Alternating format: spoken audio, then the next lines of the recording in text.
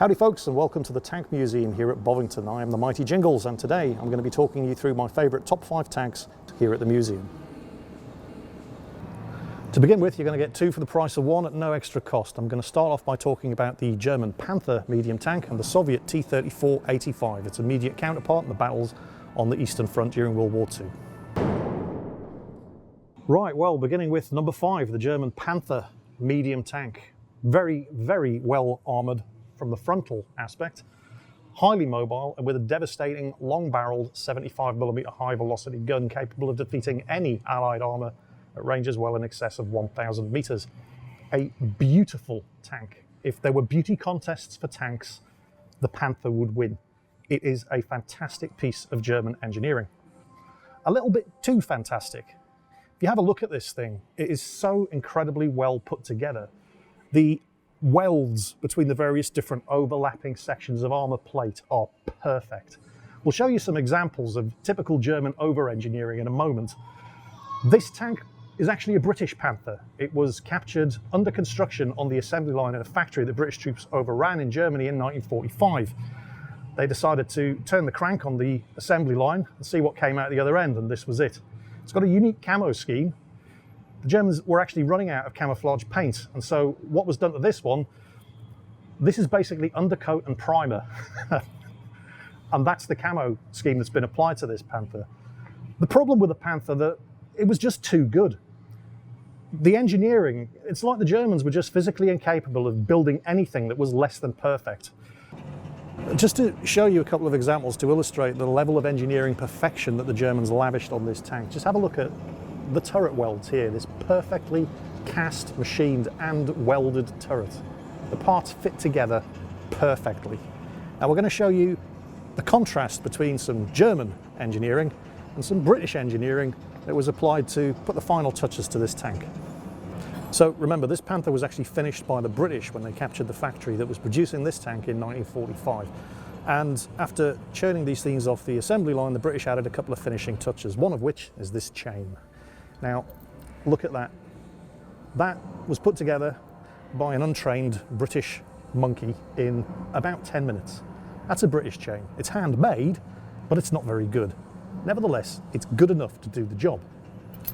Now we're going to take a look at a German chain. This is a German chain. Look at that. A craftsman made that chain. That is a beautiful chain. If you wanted to give a chain to your girlfriend, you wouldn't give them that one, you'd give them this one.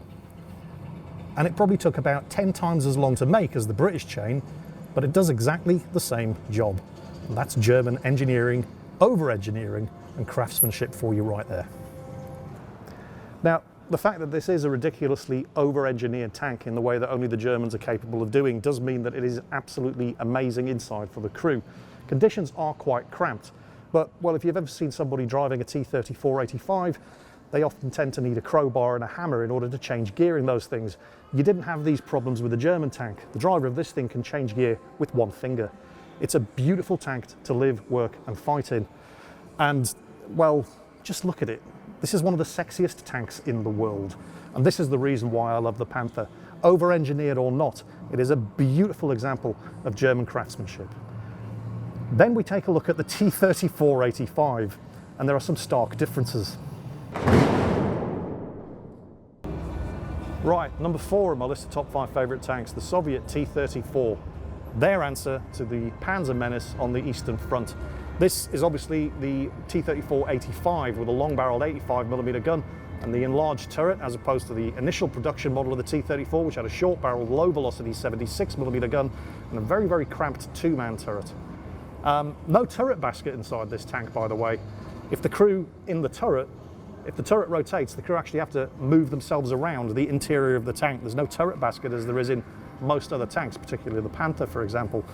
This was a very, very basic machine. The Russians actually had these available in small numbers at the start of Operation Barbarossa when they were invaded by the Germans. And yet, in typically Russian fashion at the time, none of the crews had actually, well, driven much of the tanks outside of initial training areas, and most of the gunners had never actually fired the gun. They had minimal training, minimal fuel, minimal ammunition. Despite the fact that they had a war-winning tank as early as 1941, They just got overwhelmed and taken apart piece by superior German tactics. Nevertheless, they did have a war-winning weapon in the shape of this T-34. And the reason why the T-34 was a war-winning weapon for the Soviets, and the reason why I like this tank so much, is because it is good enough. This tank is never going to win a beauty contest, not like the Panther. The Panther's a beautiful, superbly engineered machine. This tank looks like it was put together by a farmer. And in most cases, that's exactly what was happening. It's a basic machine. It's rough, it's ready. The welding on it is terrible. We're going to take a look around the back later and you'll see some gaps in the armor plating you can fit your finger in.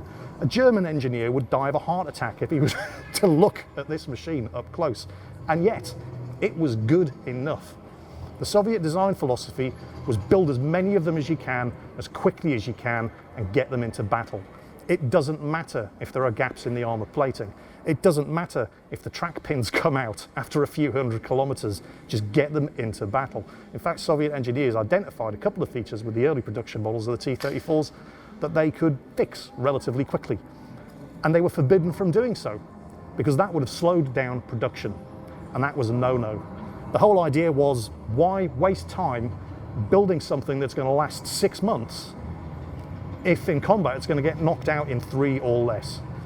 You're wasting resources, you're wasting time, you're wasting craftsmanship and manpower building one thing that's perfect when you could spend the same amount of resources and manpower building 10 things that were good enough. And that's what I love about the Soviet design philosophy. And that's why this thing won wars. Just to give you an example of the sort of thing I'm talking about, have a look at the joins in the armor plating around the back here. Look at that. There's a gap there you can get your finger into, but good enough to get the job done.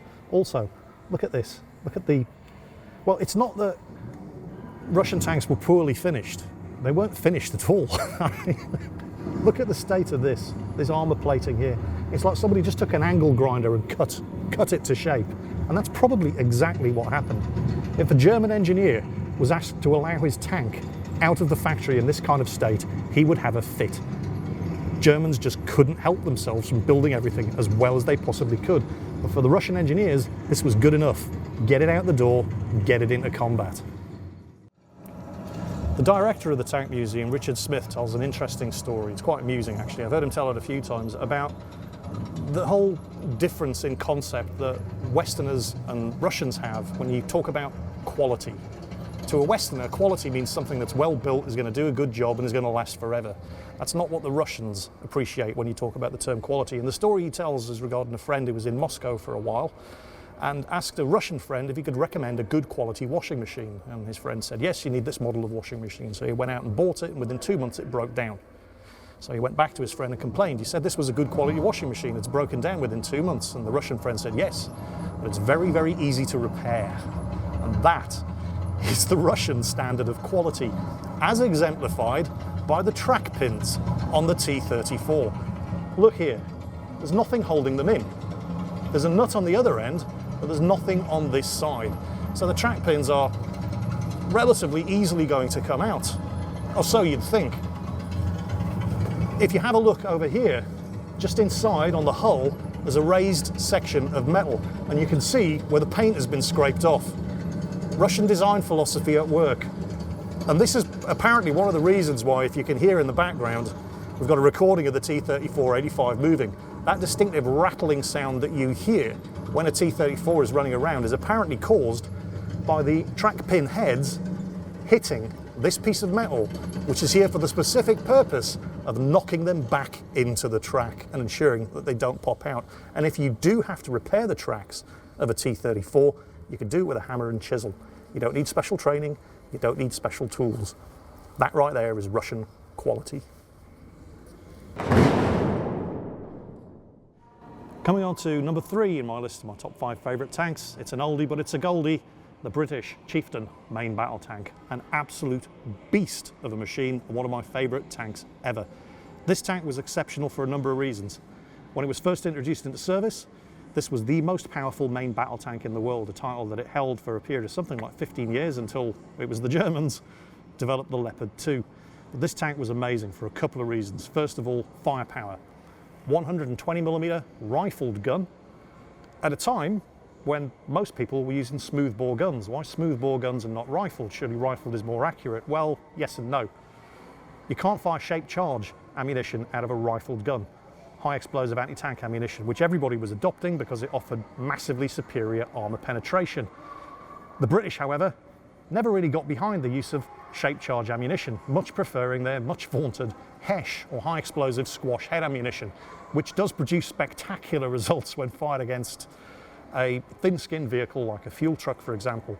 British also peculiar in that they insisted on using two-part bag charge and warhead ammunition, as opposed to single charge tank shells that just about everybody else was using. There were a couple of advantages associated with this. If you're using two-part ammunition, only one part's going to go bang, and that's the bag charge. And you can keep all the bag charges in the hull below the level of the turret ring in glycol-sealed containers, so that they were unlikely to go boom. They're in the most heavily armoured part of the tank.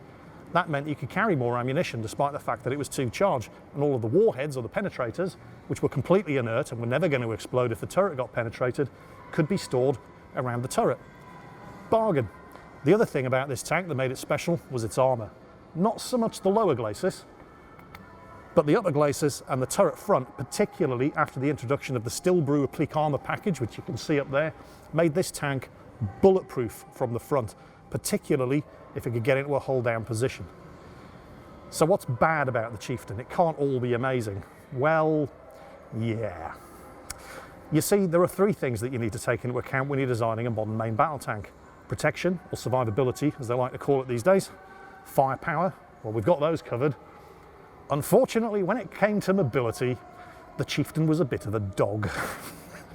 And that's putting it politely.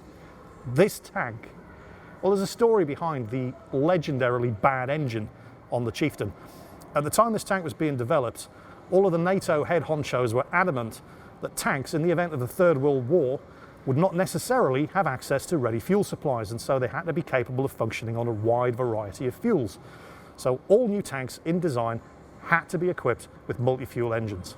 So British Leyland, who had the contract for developing the L60 engine for the Chieftain, dutifully went ahead and adapted a German World War II bomber multi-fuel engine into working in the Chieftain. And when I say working in the Chieftain, I mean in the broadest possible sense of the word. The problem, of course, was that, well, when you try to design an engine that's going to run on as many different types of fuel as possible, that generally means it's not going to run very well on any of those fuels. And that was definitely the case for the British Leyland L60 engine. Particularly embarrassing because despite the fact that the NATO head honchos had all insisted that Britain and everybody else in NATO develop multi-fuel engines for their tanks, after a couple of months of design, basically everybody else in NATO said, no, we're not going to do that. But the British pushed on and lumbered this tank with what easily has to be the worst tank engine ever built by anybody ever. The Leyland L60 multi-fuel engine was so bad that when these tanks were first being delivered to their regimental depots in the British Army of the Rhine in Western Germany, they didn't even have the engine power to make it up onto the back of the tank transporters that were going to drive them to the depots via the Autobahn.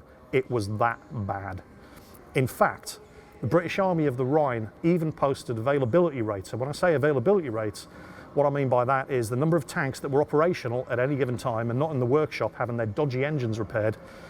Availability rates for this tank of something like 32 to 35% at any given time. The rest were all in the engine workshops getting these engines fixed.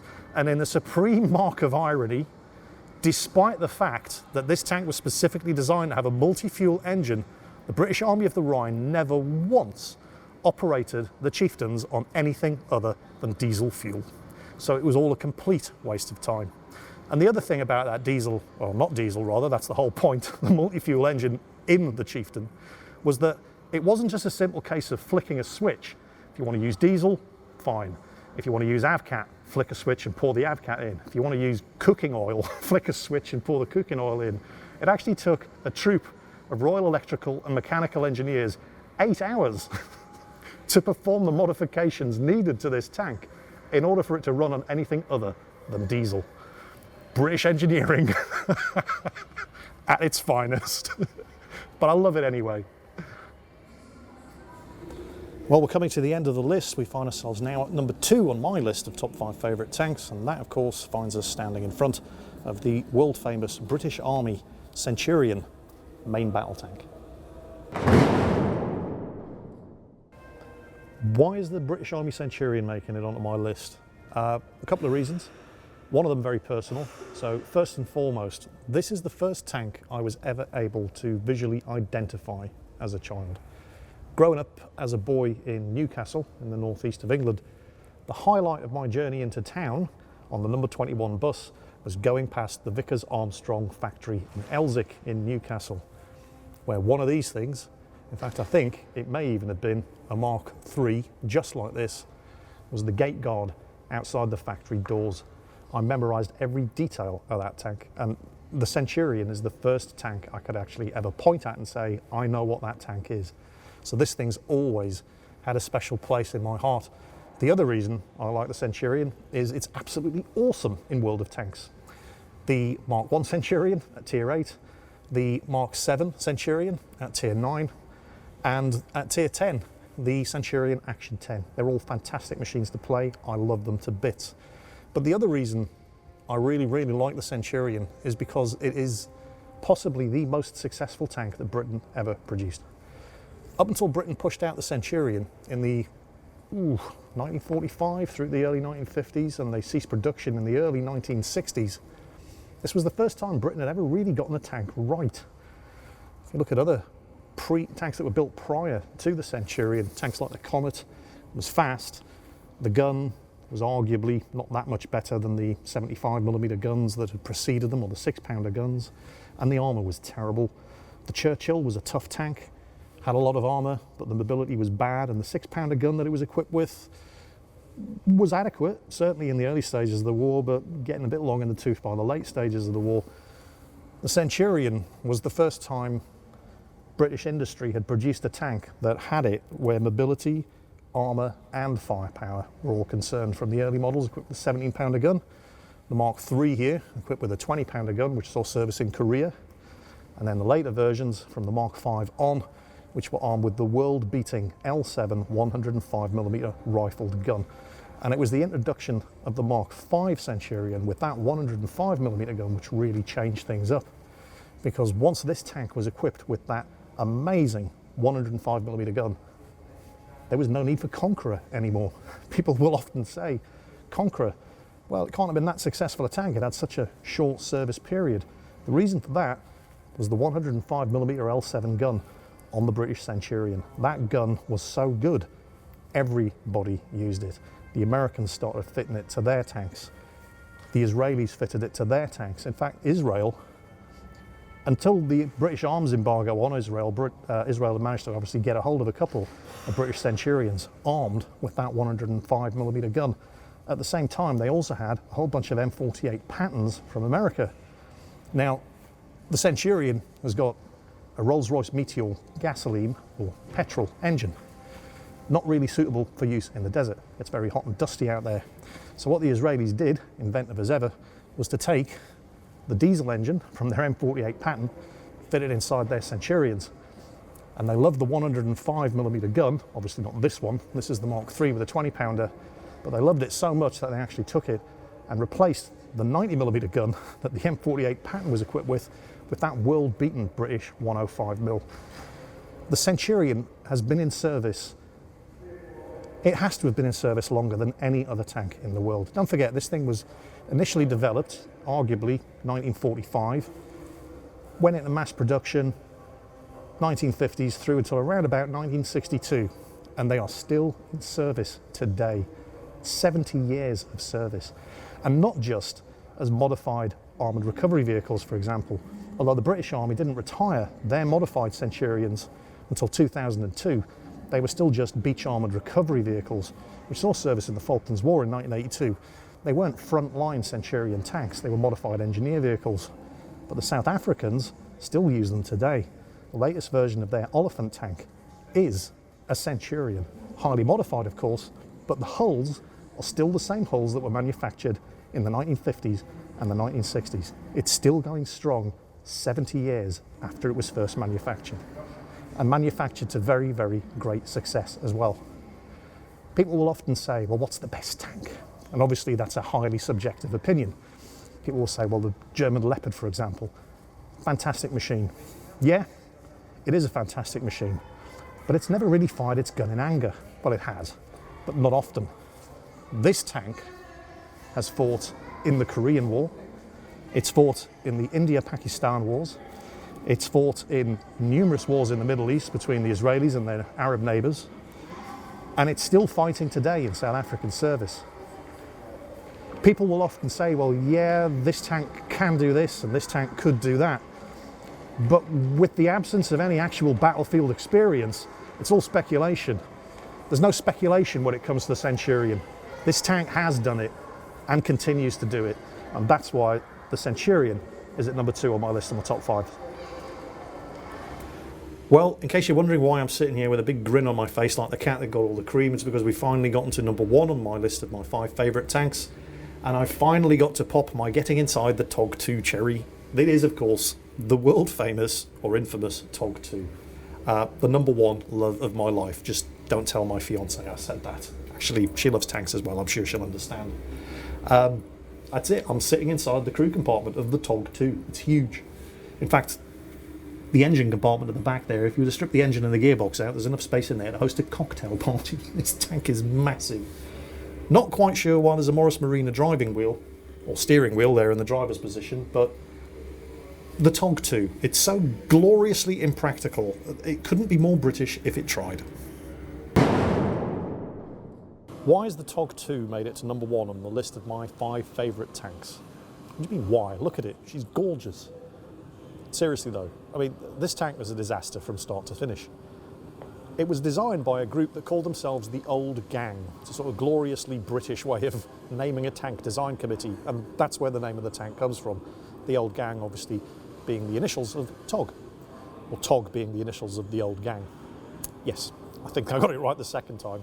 Anyway, who were the Old Gang? Well, they were led by the guy who had been the Secretary of the Landship Commission in the First World War, which headed the development of the First World War tanks. The other members of the committee were all old and bold First World War tank engineers, developers, and tank officers.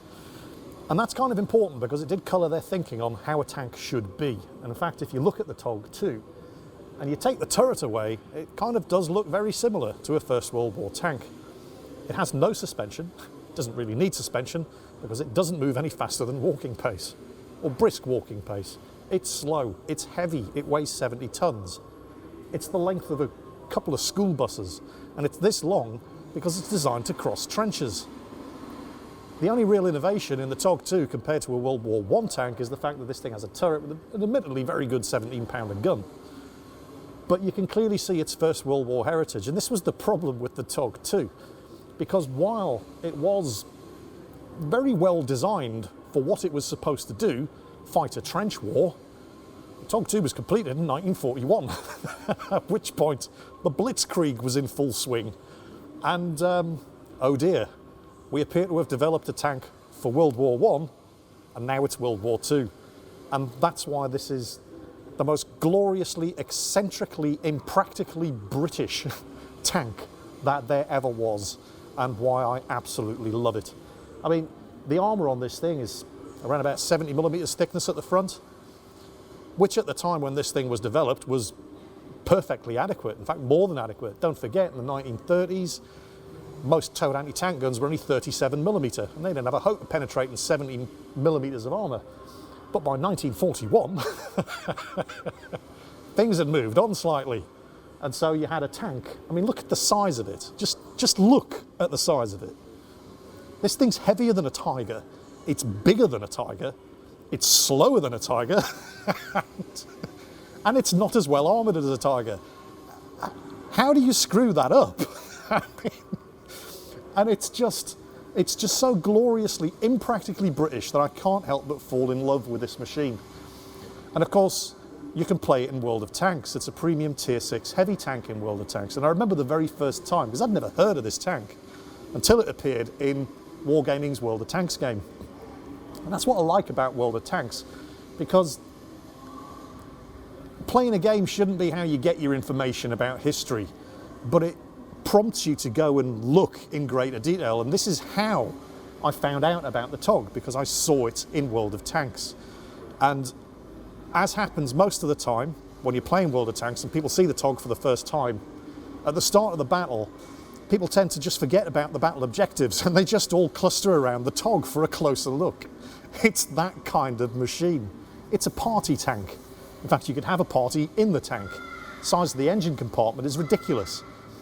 There's only one engine in there as best I can tell, but it's huge. And then there's a massive gearbox behind it. We have a saying in World of Tanks, which I think I'm probably largely responsible for. It doesn't matter what the result of the battle is, TOG always wins. In fact, I actually almost got into quite a bit of trouble online because I had convinced so many people to give the TOG 2 a try, because apparently I'd said it was a great tank. It's not a great tank. It's as bad in World of Tanks as it was in real life, or as it would have been in real life. Nobody was ever mad enough to try to take this thing into combat. But it's a fun tank, and it's got character. And character will do. And that's why the TOG 2 is, and always will be, #1 of my favourite tanks ever. Well, I have been the Mighty Jingles with my top 5 favourite tanks at the Tank Museum here in Bovington. If by any chance you disagree with my list of top 5 tanks, and I'm sure many of you will, then by all means, in the comments down below, let's see your top 5 tanks and why they're your top 5 tanks. And if you like this video and you want to see more of this kind of video from the Tank Museum, then feel free to hit the subscribe button down below. In the meantime, as always, take care, and I'll catch you next time. Good girl.